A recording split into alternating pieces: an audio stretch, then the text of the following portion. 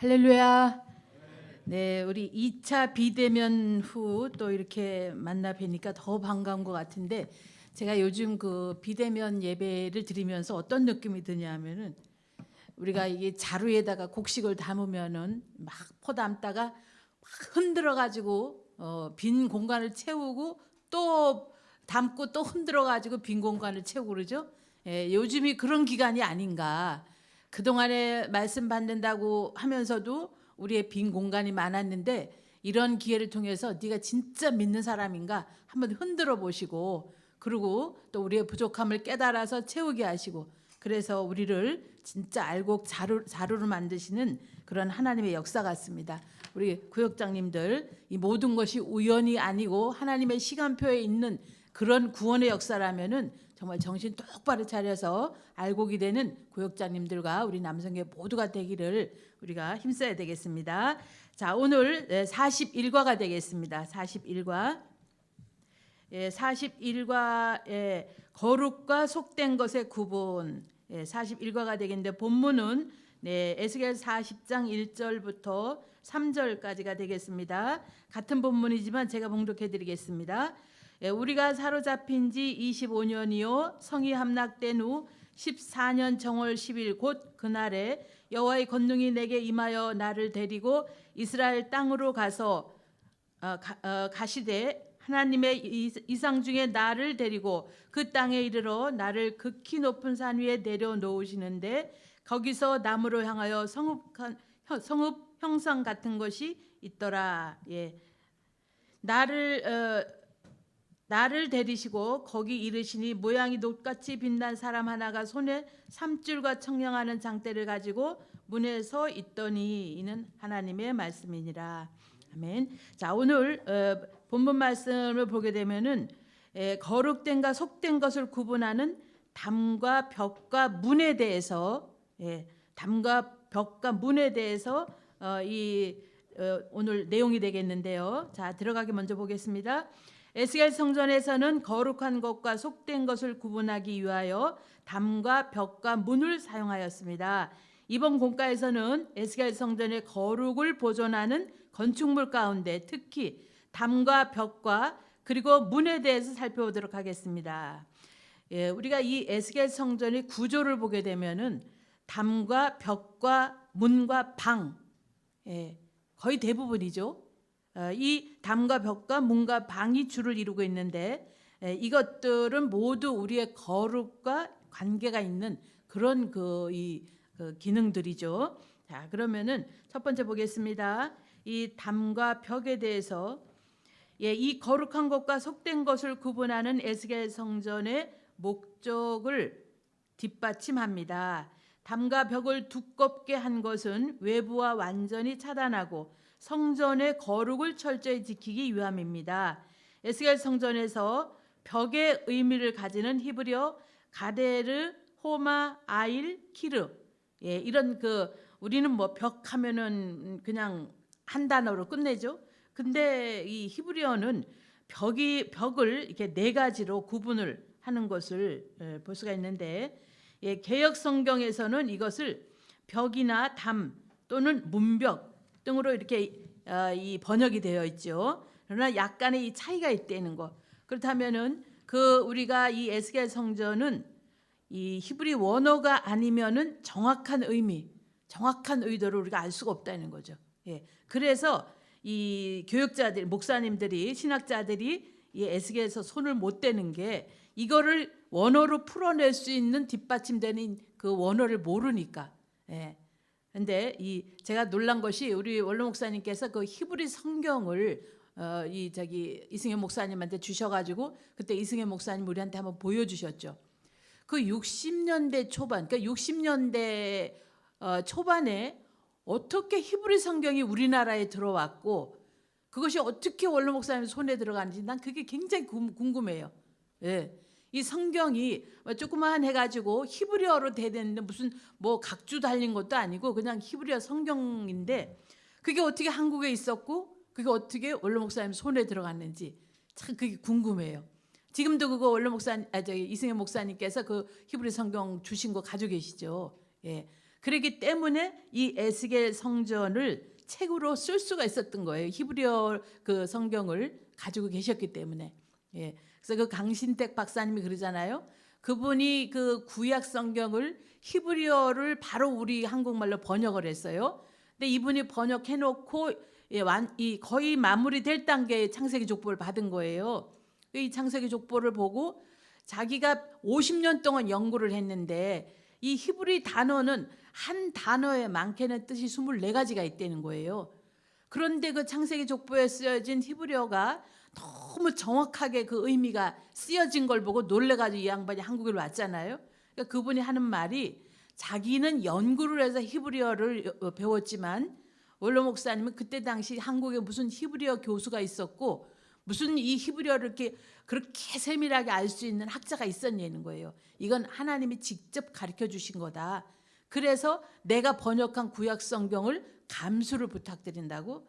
그래서 우리가 그 강신대 박사님 그 번역본이 지금 우리 사업부에서도 팔고 있지만 그 원로 목사님께서 감수를 하신 거예요. 그래서 목사님이 맞대면은 맞고 틀리되면 틀린 겁니다 하고 감수를 부탁한 그런 거를 제가 뵀는데 이렇게 이 에스겔 성전은 지금 우리가 이 보더라도 그 벽이라는 단어 하나에도 4가지 뜻이 있고 그러니까 이렇게 우리 히브리 원어를 모르면은 이 에스겔 성전을 정확하게 우리가 알 수가 없다는 거죠. 자, 첫 번째 보겠습니다. 이 가데르와 호마. 가데르와 호마는 그 가데르 호마는 각각 담장과 성벽을 가리키는 표현입니다. 가데르는 비교적 얇은 벽으로서 담으로 둘러싸인 안쪽을 보호하는 것을 강조하는 반면 그러니까 이 가데르란 단어는 우리가 예를 들어 집을 성 안에 집을 짓죠. 그 집에 그 벽이 있죠. 예, 담이 있고 이런 그 얇은 담, 이 얇은 담을 가리킨다면은 호마는 두꺼운 벽. 이것은 성읍을 구분한다든가 에스겔 성전의 바깥담. 이것이 호마에 해당하죠. 그래서 이 에스겔 성전의 바깥담은 한 장대, 즉 6척이라 그랬죠. 그 넓이가 3.192m예요. 약 3.2 3m 20cm라고 볼 수가 있는 거죠. 이게 이 담이 굉장히 두껍죠. 예, 이런 담을 호마라고 하고 우리가 집을 짓는 데거나 이런 그 얇은 담은 가데르라는 이 단어를 쓴다는 것을 아시고 여러분들도 이제 그 11권 에스겔 그 책 구속사 읽으시다가 한번 이렇게 찾아보시면서 읽으시면은 더 정확하게 이렇게 각인이 될 수가 있죠.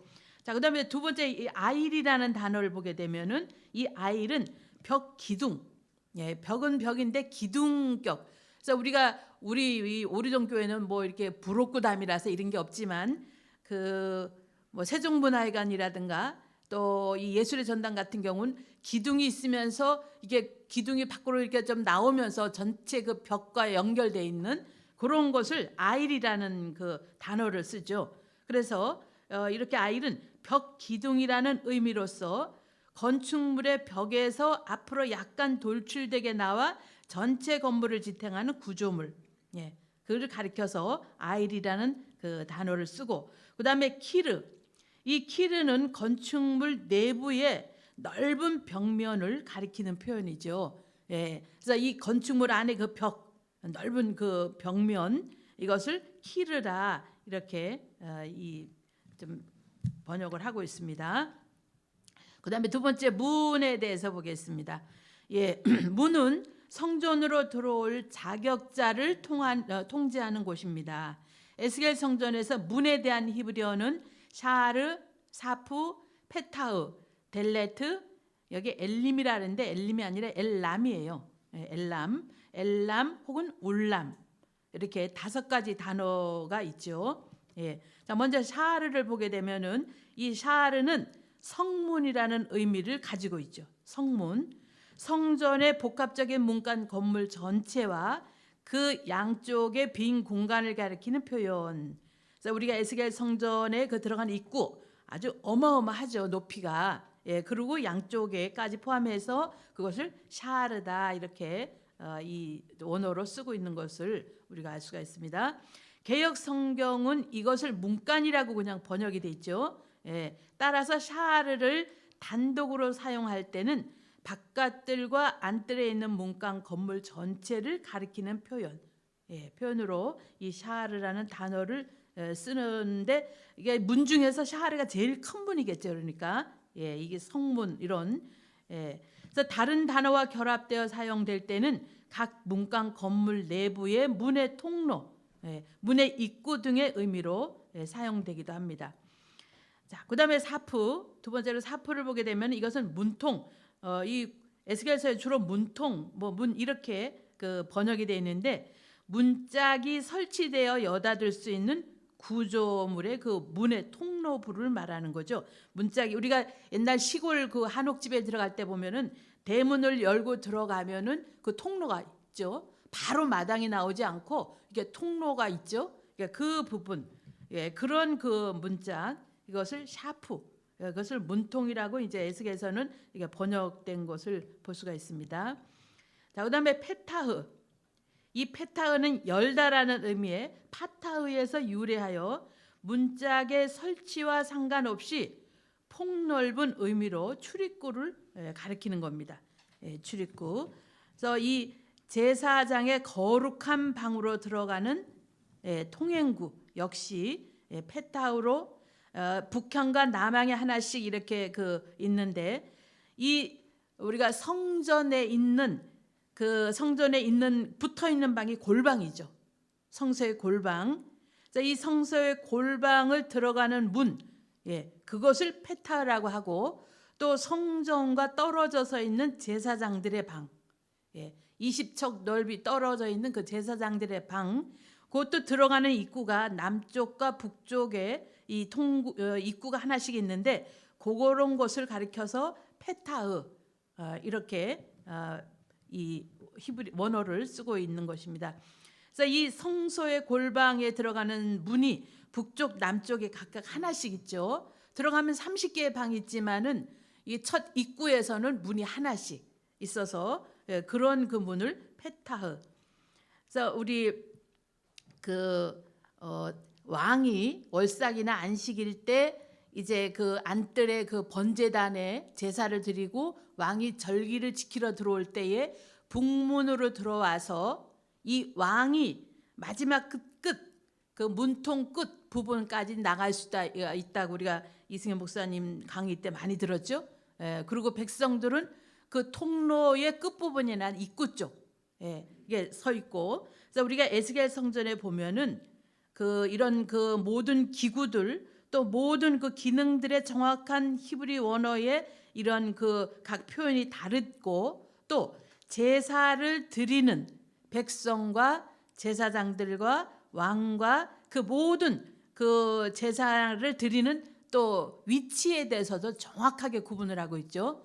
그래서 하늘나라에는 이런 그 질서, 이것이 완벽하게 갖추어져 있고 지켜야 되는 곳이 바로 하늘나라라는 거죠. 그래서 우리가 인간 세상에서는 질서가 있음에도 불구하고 뭐 올라가고 싶고 내려가고 싶고 그걸 또 이렇게 무시하기도 하고, 이래서 우리가 참 복잡한 세상이지만, 우리가 하나님의 말씀을 정확하게 깨닫고 믿을 때에 우리가 각자 위치에서 각자 주어진 만큼, 자기의 그 주어진 만큼 자기 자리에서 충성할 때에 교회는 말이 없고 조용한 가운데 우리가 복음 운동을 할 수 있는 그런 정말 은혜가 충만한 그런 교회가 되겠죠. 자, 그다음에 네 번째로 델레트에 대해서 보겠습니다. 델레트는 집의 문이나 방의 문, 성의 문을 표현하는 단어로서 문짝이 있는 여닫는 문을 가리키죠. 그래서 성소와 지성소로 들어가는 입구에 설치된 접치는 두 문짝을 가리킬 때 이 단어가 사용되죠.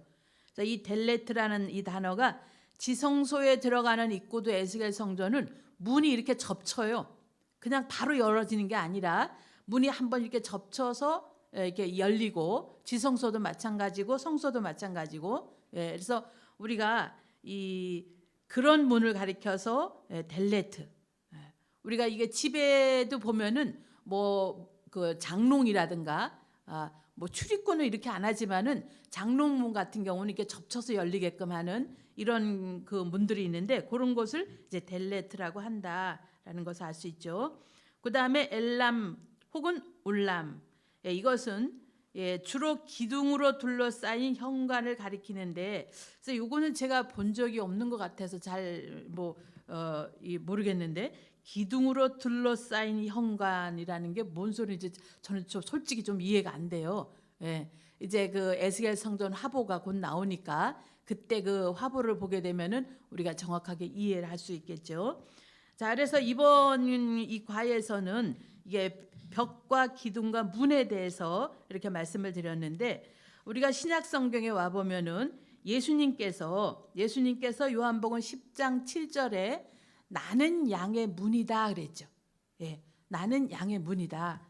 그래서 이 구약에 나오는 모든 절기라든가 성전이라든가 모든 것은 예수님을 예표한 그런 어떤 물건이라든가 절기라든가 이 사람인데, 이렇게 이 예수님께서 요한복음 10장에 내가 바로 양의 문이다, 이렇게 말씀을 하셨죠. 자, 그런데 요한복음 10장 1절을 보시면은 성경 가지고 계시면 한번 요한복음 10장을 찾으셔서 1절을 보시면은요, 내가 진실로 진실로 너에게 이르노니, 예수님께서 이 진실로라는 단어를 이게 쓰실 때는 아주 중요한 메시지를 말씀하실 때 이 단어를 썼어요. 그래서 이것이 진실로가 원어를 보면은 아멘이죠. 아멘. 이거는 뭡니까? 지금 아주 중요한 메시지를 전하는데 너희들이 감당하지 못하고 못 받으면은 땅에 떨어지지 않게 내가 미리 받아놓고 선포한다. 이런 의미죠. 그래서 예수님께서 그러니까 진실로 너에게 이르노니 양의 우리의 문으로 들어가지 아니하고 다른 데로 넘어가는 자는 절도며 강도요 그랬어요. 그러니까 이 절도와 강도라는 게 뭡니까? 자기 손 하나 까딱 안 하고 노력하지 않고 남의 것을 그냥 아무런 의식도 없이 자기 걸로 이게 뺏는 게 절도와 강도죠. 그러니까 그렇게 우리가 이 첫 번째 성경에 나온 절도와 강도를 당한 것이 에덴 동산이죠. 이 에덴 동산에서 마귀가 그야말로 손 하나 까딱 안 하고 하나님이 주신 그 영광을 뺏어가 버렸죠. 그래서 누가복음 4장에 보면 마귀가 예수님한테 와서 그러잖아요. 나도 이 영광을 넘겨받은 것인데 그러죠. 이렇게 하나님의 영광을 완전히 뺏어간 그 마귀가 남의 걸 뺏어가지고 그걸 가지고 지금 이 인류를 꼬시는 거 아닙니까? 그러니까 그 마귀들의 그 헛된 영광에 사로잡혀가지고 인생들은 그 영광 가져보겠다고 날뛰는 거 아니겠어요? 그래서 이렇게 예수님 말씀하시기를 문으로 들어가지 않은 가지 않는 자는 절도와 강도다. 그러니까 문으로, 자 2절 보세요. 문으로 들어가는 이가 양의 목자라. 여기서 문으로 들어가는 자가 내 양이다 이러질 않으시고, 문으로 들어가는 자가 양의 목자다 이렇게 말씀을 하셨죠. 그러니까 이 양의 목자는 뭡니까? 오늘 말하는 교육자들이죠. 그러니까 목사님들이 제대로 예수님 문으로 들어갔다면, 왜냐하면 7절에 예수님이 문이라 그랬으니까 정석으로 예수님 문을 들어갔다면, 오늘날 대한민국 교회가 얼마나 많습니까? 그런데 왜 대한민국을 정화시키지를 못합니까? 그러니까 그것은 정석 문으로 들어가지 못한 다른 꼴을 먹여서 그러겠죠. 그래서 우리는 이렇게 빼앗긴 하나님의 영광, 절도와 강도가 뺏어간 것을 다시 찾아와야 될 거 아닙니까? 그것을 다시 찾는데 그 찾는 그 작전 지시가 곧 우리가 말씀이에요. 이 말씀이 어떻게 하면 저 뺏긴 영광을 다시 우리가 찾을 수가 있다라는 그런 작전 지시, 이것이 우리가 말씀이기 때문에 우리가 마귀는 그냥 씩씩거리고 방언하고 이런다고 떠나는 게 아니라 말씀을 정확하게 알아서 내가 그런 그 마귀의 그 가르치는, 마귀가 가져다 준 그런 사상을 떠나고 그런 생활을 떠나고 그런 우리가 모든 마음을 바꿀 때 그것이 우리가 진정으로 승리하는 거죠. 자, 그다음에 이 3절 그 요한복음 10장 3절을 보시게 되면은 문지기는 그를 위하여 문을 열고 양은 그의 음성을 듣나니 그가 자기 양의 이름을 각각 불러 인도하여 내느니라 그랬죠.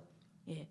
그래서 이 문지기는 그를 위하여, 그러니까 문의 개폐를 잘해야 되는 거죠.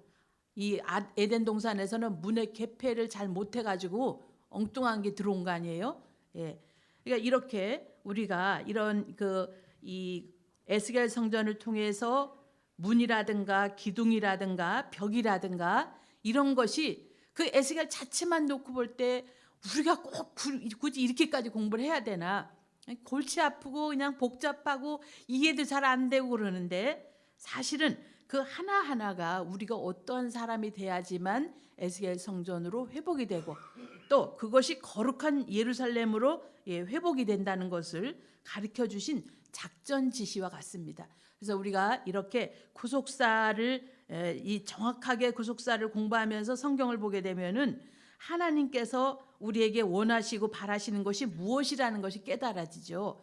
그래서 그 하나님께서 원하시는 대로 우리가 바꿔질 때에 우리가 에스겔 성전에 들어갈 수 있고 또 새 예루살렘 성전에 들어갈 수 있는 아주 정방형의 반듯한 하나님의 사람들이 되는 거죠.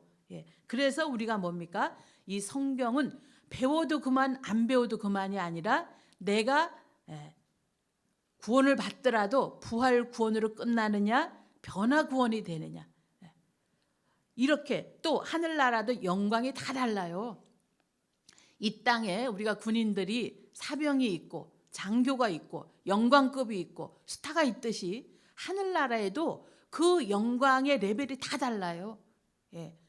그러니까 우리가 이 땅에 소리치고 살아봤자 100년 못 사는데 열심히 도를 닦고 열심히 도를 행해서 우리가 이 하늘나라 스타가 된다면은 그거는 어느 기간만이 아니라 5년이 아니라 영원히 그런 영광의 세계에서 사는 거예요.